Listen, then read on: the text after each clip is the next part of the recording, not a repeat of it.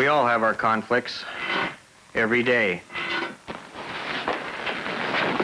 Sometimes, just getting out of bed in the morning is a big headache. Then, there's another everyday conflict man has to face. She's waiting at home for you right now. Woman.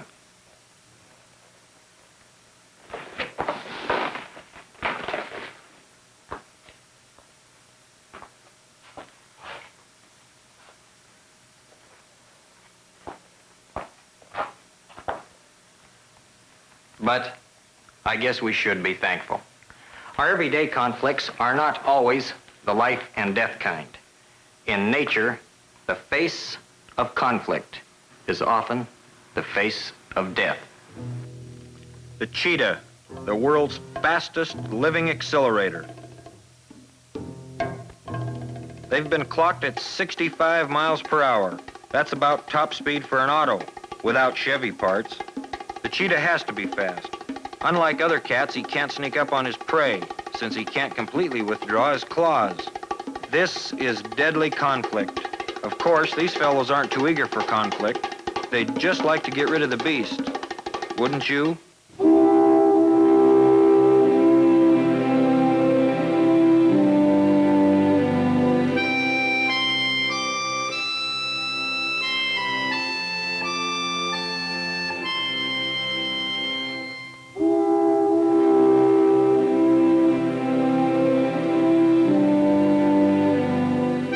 There's conflict here, too.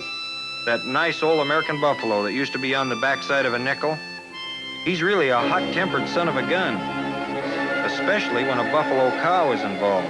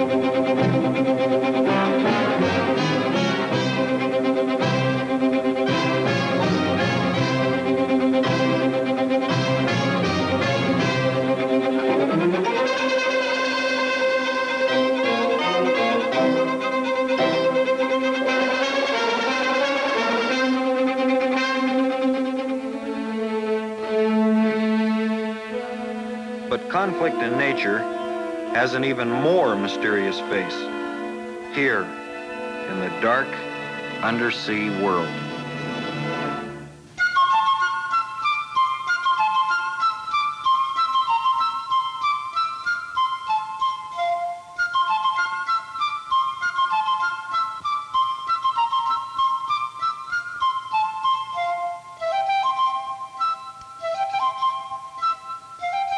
Jawfish.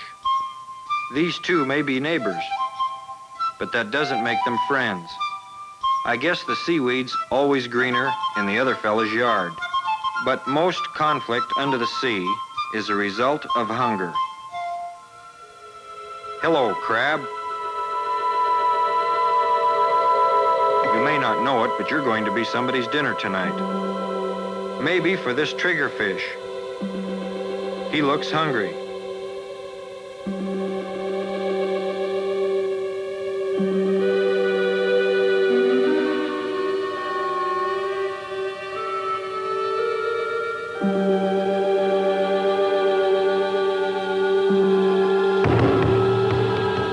No crowds, no fanfare. It's dim and quiet down here, but this crab is in a wild fight for his life. On the surface, somebody's probably looking at the water and saying how peaceful, how inviting.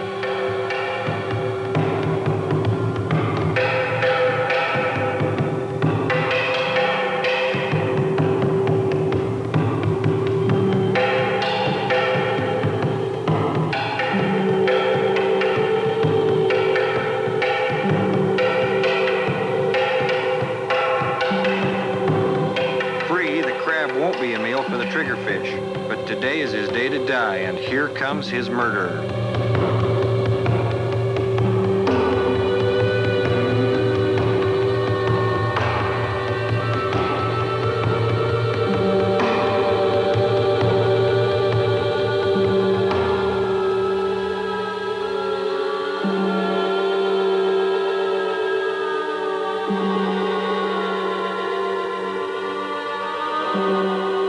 The octopus was a successful hunter and killer today, but he can't rest.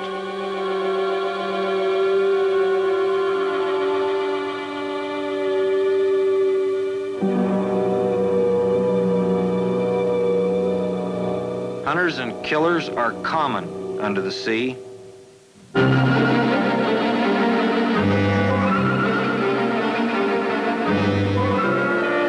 Here's the real pro, a symbol for ruthlessness, death, speed, everything scary, the shark.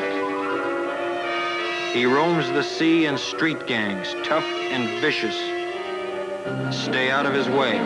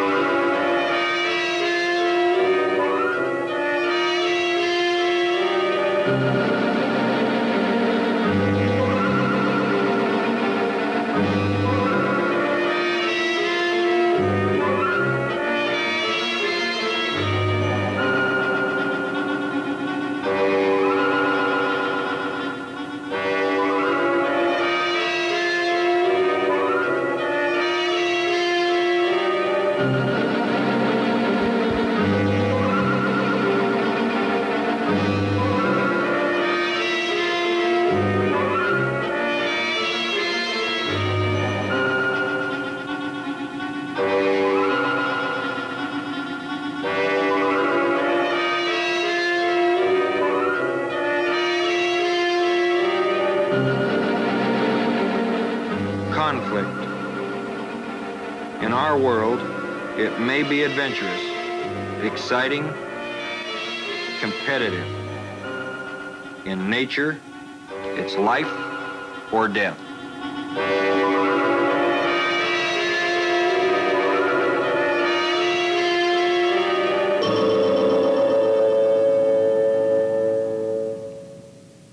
Everything faces conflict. Man, beast, fish, and fowl. This poor, skinny little turkey was just minding his own business. Along came Thanksgiving. That's his conflict. How about yours? Well, fortunately, a Chevy dealer's parts manager doesn't have to go to this extreme to convince his customers that genuine Chevrolet parts are the best. Well, how about me? I've got my own special conflict, too.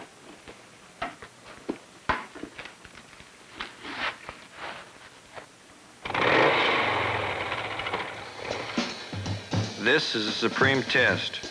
You're putting your life on the line trying to master something no man has ever done. I've been lucky so far. I've come out ahead.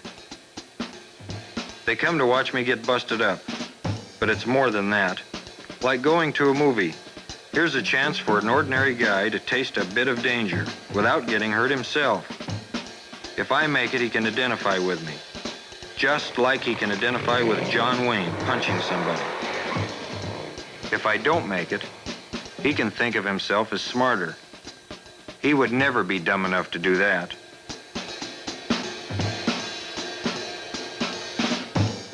I never practice something that I can't miss. Some people think that the 3 runs that I make at the takeoff ramp before I actually jump are runs to get the crowd excited. Well, they aren't. They're to get me calmed down. When a race car driver goes onto the racetrack, or a motorcycle racer goes onto the racetrack, He's always allowed several practice laps in order that he might get warmed up. I make a tachometer run and a speedometer run at the takeoff ramp, and then a final check run.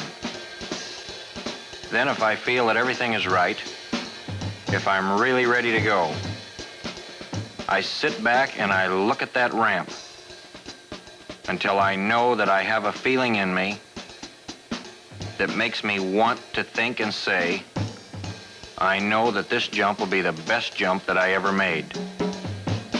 So I check the chain and I check the spark plug connections. I make sure the gas is on, and away I go.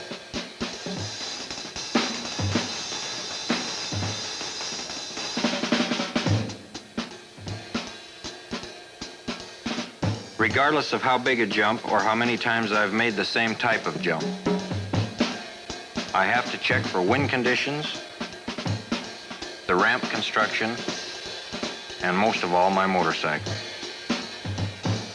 But it's a little like getting ready to dive off the board into a swimming pool. If you know the water's cold, it takes a few minutes to get up the moxie to jump.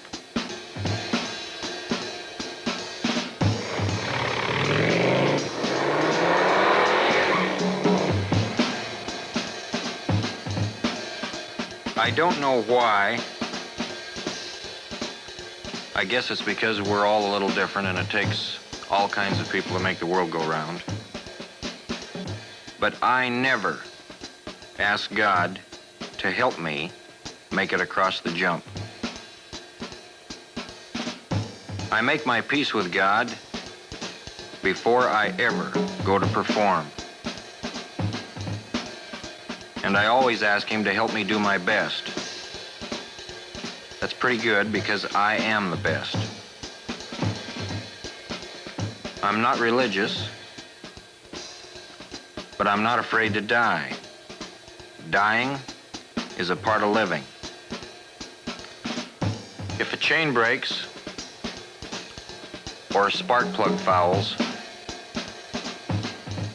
or the handlebars on the motorcycle give way, if I ever break my neck and can't get up and walk away, I had better have made my peace with my maker before I started that motorcycle down that runway. That's what I try to do. When I go off of the jump, I go off wanting to make it across. I've been hurt in this stunt business 7 times. And if we learn by our mistakes, that makes me just 7 times better than I ever was. I've spoken to people everywhere, and they always ask me why I do this. Well, like everyone else, I have to make a living, but it's more. To me, it's a challenge. It's mastering conflict, mastering a machine, and most of all, mastering yourself. Very few people ever really know how they will react under all conditions.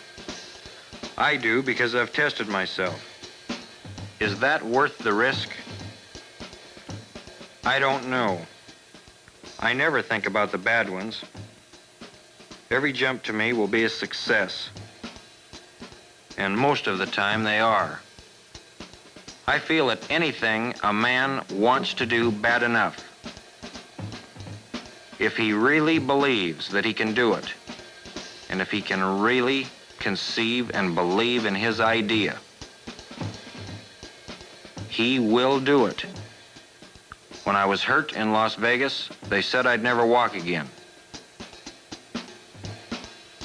I walked again, I jumped again, not just as far, but further.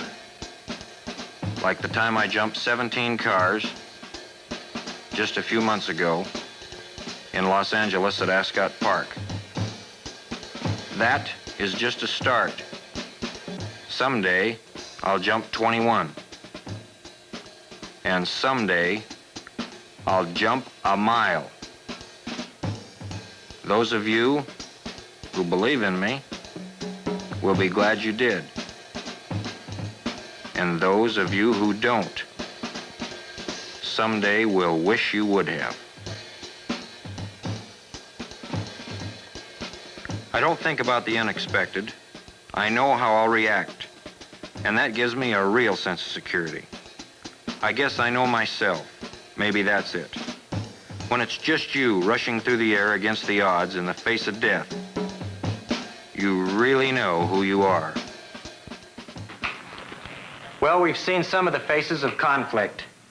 Organized conflict, natural conflict, individual conflict, and the fantasy kind. The kind of whimsical conflict that's all in fun and never really happens. So now I'll say so long for Chevy and for me, Evel Knievel, and we hope you've enjoyed the film. What grace, what poetry, what avant-garde surrealism.